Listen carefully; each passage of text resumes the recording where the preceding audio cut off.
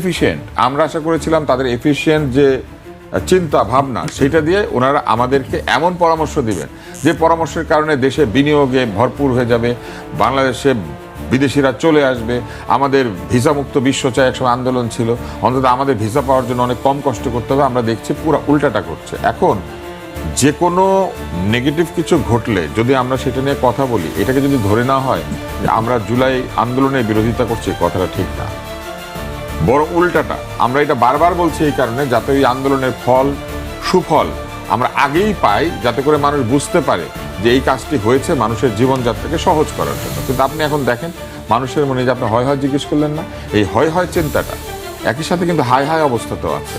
কারণ বিনিয়োগ নাই, মুদ্রাস্ফীতি হয়েছে, জিনিসপত্রের দাম বেড়েছে, কর্মসংস্থান নাই, বেকারত্ব বেড়েছে, আইনশৃঙ্খলা পরিস্থিতির অবনতি হয়েছে,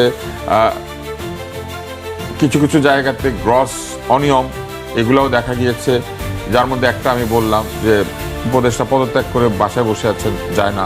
তো এরকম ঘটনা ঘটছে। এই সব কারণে মানুষের মনে চিন্তা হয়েছে ওনারা যাবেন, ওনারা থাকবে, ওনারা কোনো না কোনোভাবে থাকবে। এবং